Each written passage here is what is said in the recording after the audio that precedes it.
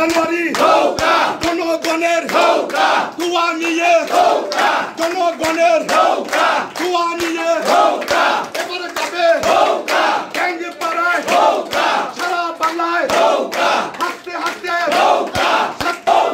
সবারে দোয়া এবারে যাবে ইনশাআল্লাহ জনগণের দোয়া নিয়ে রায় নিয়ে নেত্রী আছে সবাই বলো এবারে বলো গরিব লোকের কর্মচারীর দাবি আদায়ে ভাঙে পাড়া বিশ্ব নেতৃত্বে শান্তিতে অগ্রদূতে 24 সালে প্রধানমন্ত্রী হবে আবার